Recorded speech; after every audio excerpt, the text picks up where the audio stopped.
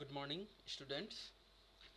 আজি আমি আমাৰ যিটো ভিডিঅ' চিৰিজ চলি আছিল নৱম শ্ৰেণীৰ ইতিহাস পাঠ্যক্ৰমৰ তৃতীয়টো অধ্যায় মোৱামৰীয়া গণবিদ্ৰোহ। এই মোৱামৰীয়া গণবিদ্ৰোহৰ যিটো ভিডিঅ' চিৰিজ চলি আছিল ইয়াৰ আজি আমি তৃতীয়টো ভাগ কৰিবলৈ ওলাইছোঁ। আমি ইতিপূৰ্বে এই পাঠৰ দুটা ভিডিঅ' কৰিছোঁ আৰু দুটা ভিডিঅ'ত আমি বিভিন্ন পইণ্ট আলোচনা কৰিছোঁ, বহু বহলাই আলোচনা কৰিছোঁ, ভালদৰে আলোচনা কৰিছোঁ। গতিকে এই ভিডিঅ' চিৰিজ দেখাৰ আগত আগৰ দুটা ভাগ দেখিবলৈ অনুৰোধ জনোৱা হ'ল। এইখিনি দেখিলে বস্তুখিনি এটা ছিকুৱেঞ্চত চালে, মানে এটা ধাৰাবাহিক ক্ৰমত যদি চোৱা যায় তেতিয়াহ'লে বুজাত সুবিধা হ'ব। গতিকে আগৰ এইখিনি চাব লাগে। এতিয়া আমি আগবাঢ়ো আমাৰ আজিৰ যিটো ভিডিঅ' তৃতীয়টো ভিডিঅ' আছে, তাত আমি ইয়াৰ পৰৱৰ্তী যিখিনি অংশ বাকী আছে সেইখিনি অধ্যয়ন কৰিবলৈ আগবাঢ়ো। মোৱামৰীয়া গণবিদ্ৰোহ কি হ'ল, কেনেকৈ আৰম্ভ হ'ল সেইটো আমি ইতিমধ্যে আলোচনা কৰিছিলোঁ। বিদ্ৰোহ আৰম্ভ হোৱাৰ পিছত প্ৰথম তিনিটা বিদ্ৰোহত ক'ত কি হৈছিল সেইখিনি আলোচনা কৰিলোঁ। আজি আমি আলোচনা কৰিম চতুৰ্থ বিদ্ৰোহ। চতুৰ্থ বিদ্ৰোহ যেতিয়া হৈছিল, চতুৰ্থ বিদ্ৰোহৰ আগতে মানে এটা কথা বুজিব লাগিব, আমি আগৰখিনিত পাইছোঁ যে এই বিদ্ৰোহ যেতিয়া হৈছিল, বিদ্ৰোহ দমন কৰিবৰ কাৰণে ব্ৰিটিছ চৰকাৰে বংগদেশৰ গভৰ্ণৰে কেপ্টেইন থমাছ ৱেলছৰ নেতৃত্বত এটা ইউৰোপীয় সৈন্যৰ বা ব্ৰিটিছ সৈন্যৰ এটা বাহিনী অসমলৈ পঠিয়াইছিল। এওঁলোকে আহি বিদ্ৰোহ দমন কৰি মোৱামৰীয়াসকলক খেদি অসমত আহোম ৰাজতন্ত্ৰ পুনৰ প্ৰতিষ্ঠা কৰিছিল। কিন্তু ইয়াৰ কিছুদিন পিছত গৌৰীনাথ সিংহই আহোম ৰাজপাটত আৰোহণ কৰাৰ কিছুদিন পিছতেই বংগদেশৰ গভৰ্ণৰ জেনেৰেল সলনি হৈছিল। পূৰ্বৰ যিজন গভৰ্ণৰ জেনেৰেল আছিল লৰ্ড কৰ্ণৱালিছ, তেওঁৰ সলনি এজন নতুন গভৰ্ণৰ আহিছিল ছাৰ জন চুৰে। সেই ছাৰ জন চুৰে এটা নীতি গ্ৰহণ কৰিছিল, সেইটো আছিল পৰৰাষ্ট্ৰত হস্তক্ষেপ বিৰোধী নীতি। অৰ্থাৎ বেলেগৰ ৰাজ্যত, বেলেগৰ দেশত কি হৈ আছে সেইটোত ব্ৰিটিছ সৈন্যই হস্তক্ষেপ নকৰিব। তেওঁৰ এই যিটো নীতি আছিল, সেই নীতিৰ কাৰণে কেপ্টেইন থমাছ ৱেলছক অসম এৰি উভতি যাবলৈ কোৱা হৈছিল আৰু সেই মৰ্মেই কেপ্টেইন থমাছ ৱেলছে অসম এৰি গুচি গৈছিল। কেপ্টেইন থমাছ ৱেলছে অসম এৰি গুচি যোৱাৰ পিছতেই এই চতুৰ্থটো বিদ্ৰোহ হৈছিল। সেইখিনিতে এটা গুৰুত্বপূৰ্ণ ঘটনা হৈছিল, স্বৰ্গদেউ গৌৰীনাথ সিংহৰ মৃত্যু হৈছিল। আৰু স্বৰ্গদেউ গৌৰীনাথ সিংহৰ মৃত্যুৰ পিছত সেই সময়ৰ ৰাজ্যৰ প্ৰতাপশালী মন্ত্ৰী বা ক'বলৈ গ'লে সকলোতকৈ প্ৰতাপশালী যিজন বিষয়া আছিল পূৰ্ণানন্দ বুঢ়াগোহাঁই। পূৰ্ণানন্দই কৰিলে, পূৰ্ণানন্দ বুঢ়াগোহাঁইয়ে আহোম ৰাজ্যৰ কাৰণে নতুন ৰজা নিৰ্বাচন কৰিলে। তেওঁ কিনাৰাম নামৰ এজন যুৱকক নতুন ৰজা, নতুন স্বৰ্গদেউ হিচাপে নিৰ্বাচন কৰিলে। এই কিনাৰামে স্বৰ্গদেউ হৈ তেওঁ কমলেশ্বৰ সিংহ নাম আৰু আহোম মতে শুক্লেনফা নাম লয়। এতিয়া আমি আলোচনা কৰোঁ যে চতুৰ্থ বিদ্ৰোহটো কেনেকৈ হৈছিল, ক'ত হৈছিল। চতুৰ্থ বিদ্ৰোহ অন্য তিনিটা বিদ্ৰোহতকৈ অলপ বেলেগ আছিল। সেইটো বেলেগ বেলেগ ঠাইত হৈছিল। ব্ৰহ্মপুত্ৰৰ উত্তৰ পাৰে ফুফাই নামৰ এজন মানুহে আৰু কিছু মানুহৰ লগত লগ হৈ বিদ্ৰোহ কৰিছিল। উত্তৰ লখিমপুৰত জাবৰ নামৰ এজন মানুহে বিদ্ৰোহ কৰিছিল। বেংমৰাত আগৰ যিজন মোৱামৰীয়া ৰজা আছিল, অৰ্থাৎ তৃতীয় বিদ্ৰোহৰ সময়ত আমি যিজনক পাইছোঁ যে ৰজা হৈছিল, তেওঁ তৃতীয় বিদ্ৰোহৰ মানে পতন হোৱাৰ আগলৈকে যিজন ৰজা আছিল মোৱামৰীয়াসকলৰ ৰজা ভৰত সিংহ, সেইজনে আৰু কাছাৰত বিজয় বৰমুৰা গোহাঁই নামৰ এজন মানুহে বিদ্ৰোহ কৰিছিল। গতিকে এনেদৰেই যি বিদ্ৰোহ আছিল, সেই বিদ্ৰোহবিলাক সম্পূৰ্ণৰূপে সফল হ'ব পৰা নাছিল, কাৰণ পূৰ্ণানন্দ বুঢ়াগোহাঁইয়ে যথেষ্ট ক্ষিপ্ৰতাৰে, ক'বলৈ গ'লেতো যথেষ্ট ক্ষিপ্ৰতাৰে এটাৰ পিছত এটা বিদ্ৰোহ দমন কৰিছিল। আৰু তেওঁৰ ক্ষিপ্ৰতাৰ কাৰণেই এই বিদ্ৰোহবিলাক সম্পূৰ্ণৰূপে সফল হ'ব পৰা নাছিল যদিও এই বিদ্ৰোহবিলাকে কিন্তু আহোম ৰাজতন্ত্ৰৰ বহুত ক্ষতি কৰিছিল, কাৰণ এই বিদ্ৰোহবিলাক এটা জেগাত নাছিল, বেলেগ বেলেগ জেগাত আছিল। গতিকে আহোম সৈন্যই বিভিন্ন ঠাইত অভিযান চলাবলগীয়া হৈছিল। গতিকে এনেকুৱা এটা পৰিস্থিতিত যেতিয়া বিভিন্ন ঠাইত বিদ্ৰোহ হোৱা আৰম্ভ হৈছিল, তেতিয়া পূৰ্ণানন্দ বুঢ়াগোহাঁইয়ে এইটো ভালদৰে বুজিব পাৰিছিল যে এওঁলোকক এনেধৰণৰ বিদ্ৰোহে কিন্তু আহোম ৰাজতন্ত্ৰক ক্ষতিহে কৰিব আৰু সময়ে সময়ে দিনক দিনে দুৰ্বল কৰি গৈ থাকিব। ব্ৰহ্মপুত্ৰৰ উত্তৰে ফুফাই নামৰ যিজন মানুহ আছিল, তেওঁ দফলা বহতীয়াসকলৰ লগত মানে ফুফাই লগ হৈ বিদ্ৰোহ কৰিছিল। উত্তৰ লখিমপুৰত জাবৰ নামৰ যিজন ব্যক্তি আছে সেইজনে বিদ্ৰোহ কৰিছিল। বেংমৰাত যিজন নেতা আছিল ভৰত সিংহ, তেওঁৰ এই বিদ্ৰোহত আহোম সৈন্যই গৈ আক্ৰমণ কৰিছিল তেওঁলোকৰ সৈন্যক, মোৱামৰীয়াসকলৰ সৈন্যত, আৰু তেওঁৰ মৃত্যু হৈছিল। আৰু তেওঁৰ মৃত্যুৰ কিছুদিন পিছত মোৱামৰীয়াসকলে আকৌ বিদ্ৰোহ কৰিছিল। এইবাৰ তেওঁলোকৰ নেতা আছিল সৰ্বানন্দ সিংহ। গতিকে এনেধৰণৰ বিদ্ৰোহৰ ফলত পূৰ্ণানন্দ বুঢ়াগোহাঁইয়ে ৰাজ্যত শান্তি স্থাপনৰ কাৰণে এটা চুক্তি স্থাপন কৰিছিল। তেওঁ এইটো কথা বুজি পাইছিল যে মোৱামৰীয়াসকলৰ ভিতৰত সকলোতকৈ শক্তিশালী হৈছে মৰাণসকল, আৰু এই মৰাণসকলক যদি সন্তুষ্ট কৰি ল'ব পৰা যায় তেনেহ'লে বিদ্ৰোহটো খাম কাটিব। সেয়ে তেওঁ বিদ্ৰোহৰ এজন নেতা আৰু মৰাণসকলৰ নেতা সৰ্বানন্দ সিংহৰ লগত এখন চুক্তি কৰিছিল, আৰু চুক্তিমতে ব্ৰহ্মপুত্ৰ আৰু দিহিং নদীৰ মাজৰ অংশত এখন ৰাজ্য সৃষ্টি কৰা হৈছিল, যিখনক কোৱা হয় মটক ৰাজ্য, আৰু সেই ৰাজ্যৰ শাসনভাৰ সৰ্বানন্দ সিংহৰ হাতত দিয়া হৈছিল। সেইখন আহোমৰ অধীনস্থ এখন ৰাজ্য আছিল, কিন্তু এখন ক'বলৈ গ'লে পৃথক ৰাজ্য আছিল। আৰু এনেদৰে এই পৃথক ৰাজ্যৰ সৃষ্টিৰ ফলত এই বিদ্ৰোহটো এক প্ৰকাৰে শেষ হৈছিল। গতিকে আমি ইয়াত দেখিছোঁ যে চতুৰ্থ বিদ্ৰোহ কেনেকৈ হৈছিল, আৰু এইটো বিদ্ৰোহ শেষৰ পথলৈ আহিছিল পূৰ্ণানন্দ বুঢ়াগোহাঁইৰ প্ৰচেষ্টাত, আৰু তেওঁ সৰ্বানন্দ সিংহৰ লগত কৰা এক সন্মানজনক চুক্তিৰ ফলস্বৰূপে বিদ্ৰোহটো এক প্ৰকাৰ শেষ হৈছিল।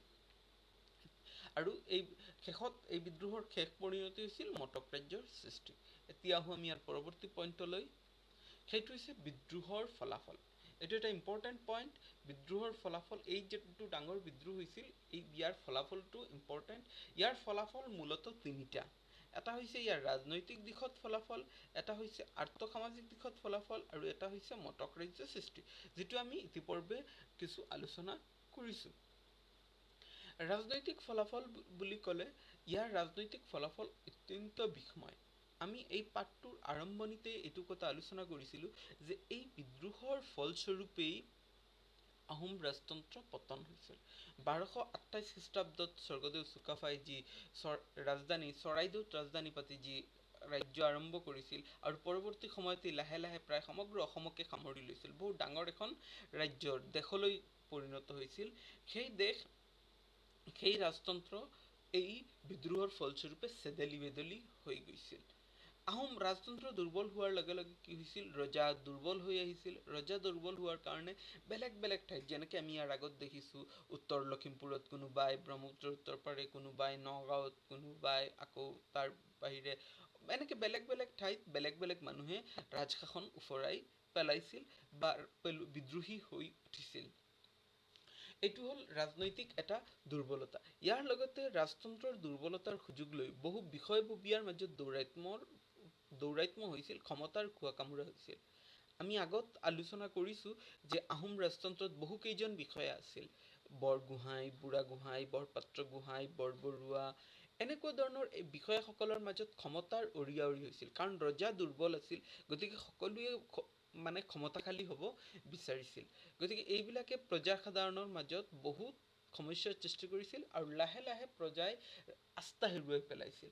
প্ৰজাসাধাৰণে এই যে আহোম ৰাজতন্ত্ৰ বা আহোম ৰজাসকলে যে তেওঁলোকক ৰক্ষা কৰিব পাৰিব বা দেশখন ৰক্ষা কৰিব পাৰিব, এই বিশ্বাসটো লাহে লাহে প্ৰজাৰ পৰা নাইকিয়া হৈ গৈছিল। গতিকে এইটোৱে আমি দেখিলোঁ যে ৰাজনৈতিকভাৱে আহোম ৰাজতন্ত্ৰৰ পতনৰ এক প্ৰকাৰ বীজ ৰোপণ কৰিছিল এই বিদ্ৰোহে। দ্বিতীয়টো হ'ল আৰ্থ সামাজিক ফলাফল।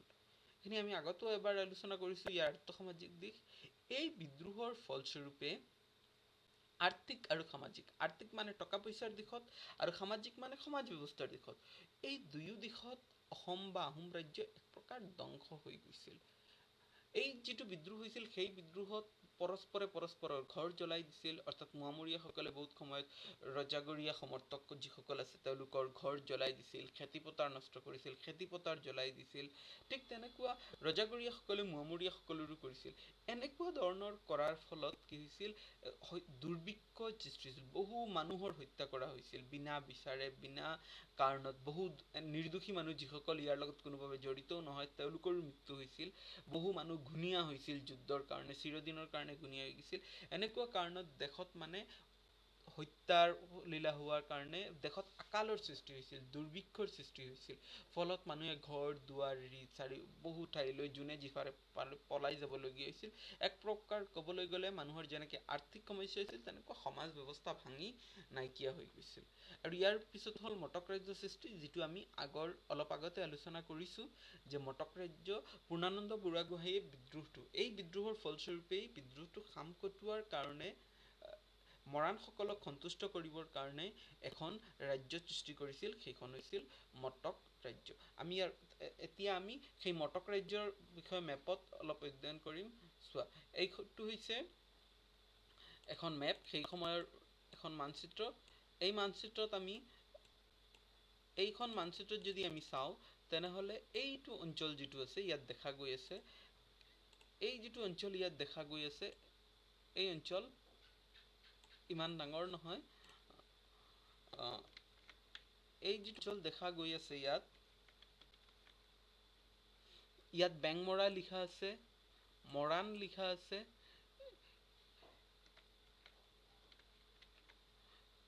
টিপাম, মৰাণ, দিহং নৈ, এইখন হৈছে ব্ৰহ্মপুত্ৰ নদী, ইয়াতে এখন নদী আছে। ইয়াৰ মাজৰ এই যিখিনি অংশ আছে, ইয়াতে মটক ৰাজ্য সৃষ্টি কৰা হৈছিল। গতিকে এনেদৰে এই বিদ্ৰোহৰ ফলস্বৰূপেই এই মটক ৰাজ্যৰ সৃষ্টি হৈছিল। আৰু ইয়াত এইখন ৰাজ্য সৃষ্টি কৰি ইয়াত সৰ্বানন্দক ইয়াৰ শাসনৰ দায়িত্ব দিয়া হৈছিল। গতিকে এই তিনিটাই হৈছে বিদ্ৰোহৰ মূল ফলাফল। ক'বলৈ গ'লে আহোম বিদ্ৰোহৰ ফলাফল তিনিটা আছিল এনেকুৱাই, যে ৰাজনৈতিকভাৱে ক্ষতি হৈছিল, আৰ্থসামাজিকভাৱে ক্ষতি হৈছিল, আৰু মটক ৰাজ্যৰ সৃষ্টি হৈছিল। এতিয়া আহোঁ আমি ইয়াৰ পৰৱৰ্তী পইণ্ট, যিটো আছে কেপ্টেইন ৱেলছৰ অসম দেশৰ বিৱৰণ। তো আমি বিদ্ৰোহৰ দিশটো প্ৰায় আমাৰ সামৰণি হ'ল বিদ্ৰোহৰ ফলাফলৰ আলোচনাৰ লগতে। এইখিনিতে বুজিবলগীয়া এটা কথা হ'ল, এই যে বিদ্ৰোহ দমনৰ কাৰণে ইংৰাজ যিটো বাহিনী আহিছিল, সেই বাহিনীৰ লগত আহিছিল কেপ্টেইন থমাছ ৱেলছ। তেওঁ নেতৃত্ব দিছিল। আৰু সেই থমাছ ৱেলছেই অসমৰ বিষয়ে, সেই সময়ৰ অসমখনত তেওঁ কি দেখা পাইছিল, কেনেকুৱা ছিষ্টেম আছিল, এটা বৰ্ণনা লিখি থৈ গৈছে। সেই বৰ্ণনাটোৰ পৰা আমি সেই সময়ৰ অসমৰ বিষয়ে বহুখিনি কথা জানিব পাৰোঁ। গতিকে আমি সেই বৰ্ণনাটোত তেওঁ কি লিখি গৈছিল, সেইখিনি এবাৰ মূলতঃ চাই লওঁ। কেপ্টেইন ৱেলছৰ যিটো অসমৰ বৰ্ণনা আছিল, সেই বৰ্ণনাত তেওঁ ইয়াত কেইবাটাও কথা লিখিছিল। এটা ইম্পৰ্টেণ্ট কথা হ'ল, তেওঁৰ দৃষ্টিত বিদ্ৰোহটো কিয় আৰম্ভ হৈছিল। তেওঁ লিখিছে যে কীৰ্তিচন্দ্ৰ বৰবৰুৱাৰ ৰাজনৈতিক স্বেচ্ছাচাৰিতা, মোহনমালা গোহাঁইক অনৈতিকভাৱে ৰাজসিংহাসন লাভৰ পৰা বঞ্চিত কৰা, মোৱামৰীয়া মহন্তৰ হত্যা, আৰু উচ্চ পদবীধাৰী মন্ত্ৰী আমোলাসকলৰ মাজত চলা ক্ষমতা লাভৰ বাবে চলা অবাঞ্ছিত প্ৰতিযোগিতা মূলতঃ এই বিদ্ৰোহৰ বাবে দায়ী। সেই যি কি নহওক, তেওঁ আৰু এটা কথা কৈছে, যে তেওঁ বাহিনীয়ে অভিযান চলোৱাৰ ফলত এই বিদ্ৰোহ দমন কৰাত ব্ৰিটিছ সৈন্য কৃতকাৰ্য হৈছিল। ইয়াৰ উপৰিও তেওঁ অসমত যিবিলাক ব্যৱসায় বাণিজ্য আছিল আৰু যিবিলাক সম্পদ পোৱা গৈছিল, তাৰ বিষয়ে এটা টোকা লিখিছে।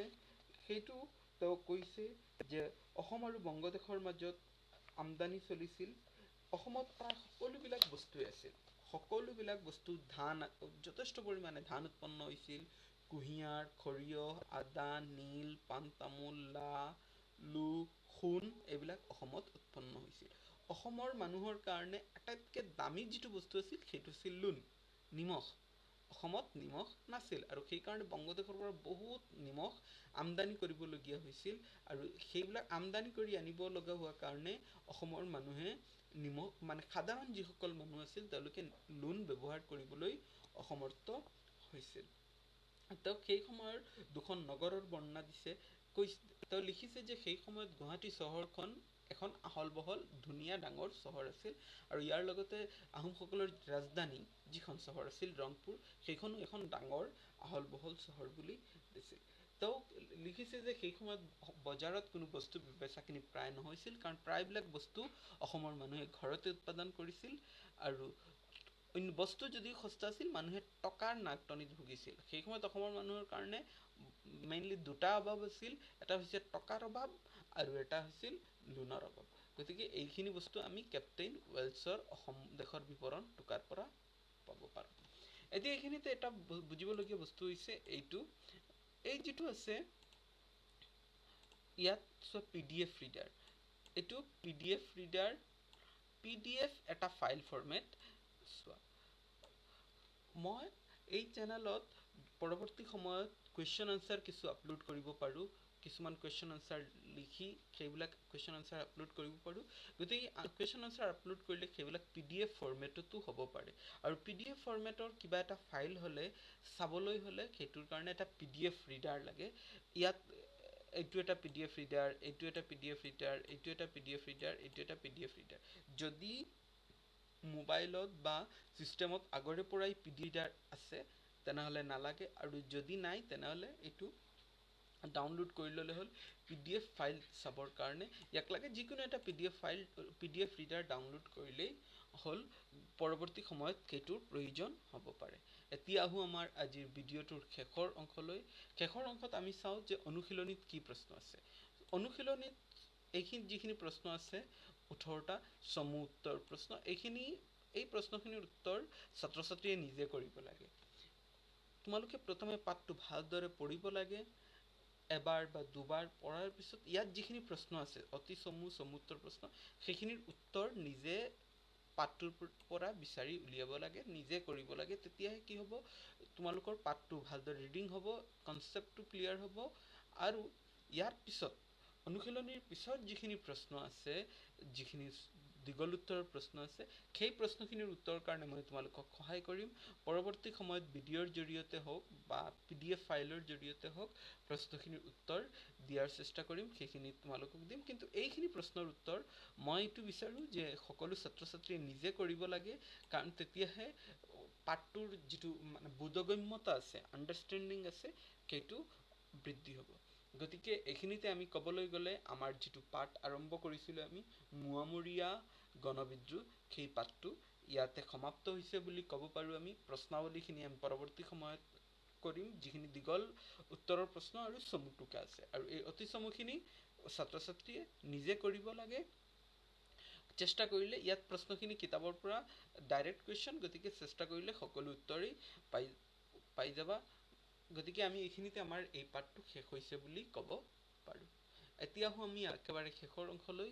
গতিকে যিহেতু এইকেইদিন সকলোৱে জানা লকডাউন চলি আছে আৰু কৰোণা ভাইৰাছৰ কাৰণে, গতিকে সকলো সজাগ হৈ থাকিব লাগে, সচেতন হৈ থাকিব লাগে, আৰু বিভাগীয় কৰ্তৃপক্ষ লগতে চৰকাৰৰ সকলোবিলাক দিহা উপদেশ মানি থাকিবা, আৰু ইয়াৰ লগতে নিজৰ পঢ়া শুনাটো চলাই ৰাখিবা বুলি মই সকলোকে এইটো উপদেশ দিছোঁ, আহ্বান জনাইছোঁ যে এই সময়খিনিৰ সঠিক ব্যৱহাৰ কৰা আৰু নিজৰ পঢ়া শুনাটোক চলাই ৰখা, অযথা সময়খিনি নষ্ট কৰিব নালাগে। যেতিয়া লকডাউন খুলিব, যেতিয়া স্কুল ক্লাছ আৰম্ভ হ'ব, তেতিয়া আমাৰ কাৰণে সময়ৰ বহু নাটনি হ'ব। গতিকে সেই সময়ৰ নাটনিখিনি এতিয়া আমি কাম কৰি জোৰা মাৰিব লাগে। সেইটোৱে কৈ সকলোকে মই এই চেনেলটো ছাবস্ক্ৰাইব কৰিবৰ কাৰণে আৰু এই ভিডিঅ'টো লাইক কৰিবৰ কাৰণে কৈ আজিৰ ভিডিঅ' ইমানতে সামৰণি মাৰিছোঁ। ধন্যবাদ।